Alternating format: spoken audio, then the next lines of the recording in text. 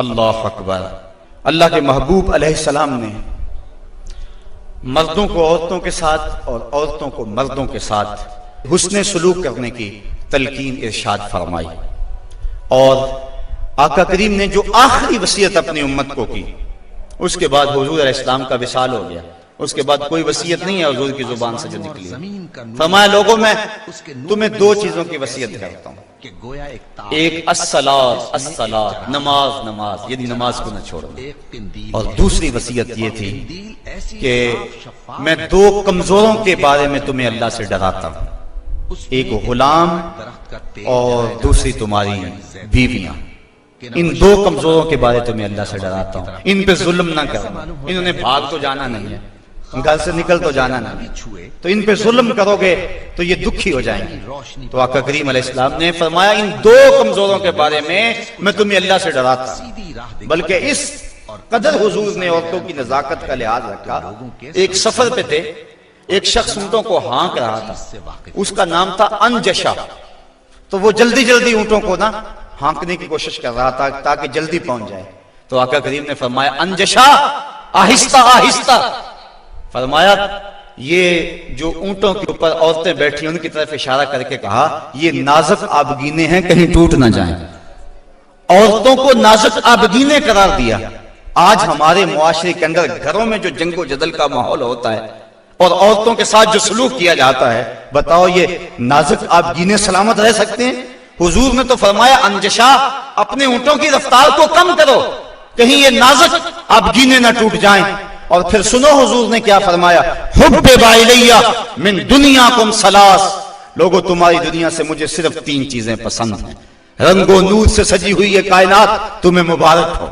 یہ بزم کواکب کا نور، یہ افلاک، یہ زمین، یہ لہلہاتے ہوئے سبزے، یہ کائنات کا حسن، یہ کوس قزا کی رنگینیاں، یہ بہاروں کے رنگ، یہ پربتوں کی کتاریں، یہ مرغن غذائیں، یہ انواع و اقسام کے پھل، زندگی کا سارا حسن، یہ موسموں کا نور اور روشنی، سب کچھ تمہیں مبارک ہو۔ فرمایا مجھے تو صرف تمہاری دنیا سے صرف تین چیزیں پسند ہیں۔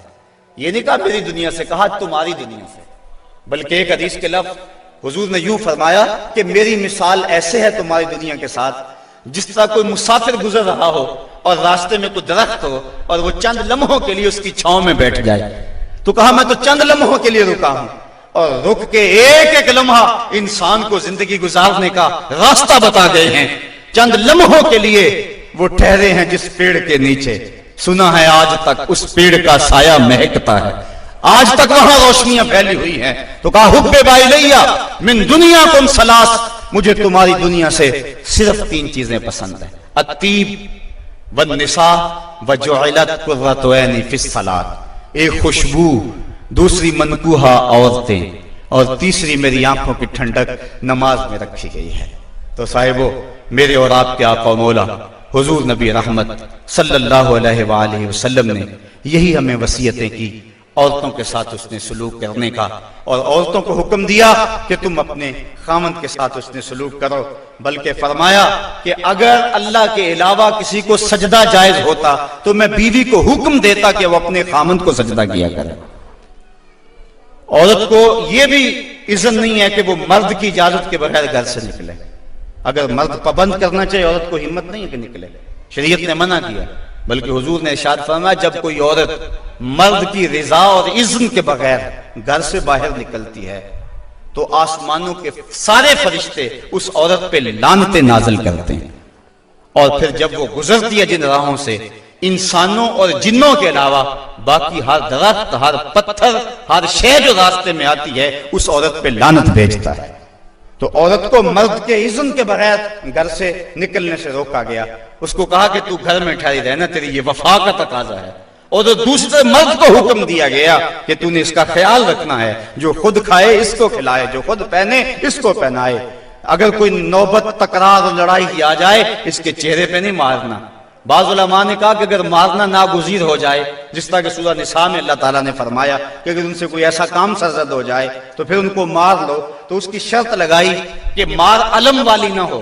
بلکہ اس سے ذہنی تکلیف پہنچانا مقصود ہو۔ اور بعض نے کہا کہ مسواک کی مقدار کے اندر روئی لے کر اس روئی کا ایک ڈنڈا بنایا جائے اور روئی اس عورت کو ماری جائے. اب بتاؤ روئی کے ڈنڈے مارنے سے عورت کو کوئی تکلیف ہوگی؟ یا سرہانہ پکڑ کے اس کو مارو گے تو کوئی تکلیف ہوگی؟ تو مقصد عورت کے اوپر مرد نے اپنے غصے کو نکالنا ہے، ورنہ یہ ایک ایسا نازک آپ گینا ہے کہ اگر تم ڈنڈوں سے مارنے لگو گے، ٹھڈوں سے مارو گے اور زبان سے گالیاں دے گے تو یہ مقدس رشتہ اور یہ نازک آپ گینا ٹوٹ جائے گا اور گھر کا ماحول خراب ہو جائے گا. وہی میاں بیوی کامیاب زندگی گزارتے ہیں اور انہی کی اولادیں درست ہوتی ہیں جو ان چیزوں کا لحاظ اور خیال رکھ کے محمد عربی کی سنت سیرت پہ عمل کرتے ہیں، اور جنہوں نے اپنے گھر کو جنگ کے نقشے میں بدلا ہوا ہوتا ہے. وقتی طور پہ وہ روب جھاڑ بھی لیں لیکن ان کی زندگی کے اندر حسن اور طمانیت نہیں ہوتا. تو آج میں نے اس نشست کے اندر یہ چند باتیں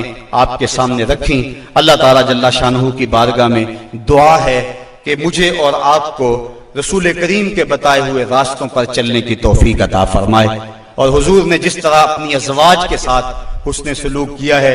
اس طرح ہمیں حضور کے نقوش پا کی برکتیں عطا فرمائے اور زندگی کا حسن ہمیں عطا فرما دے.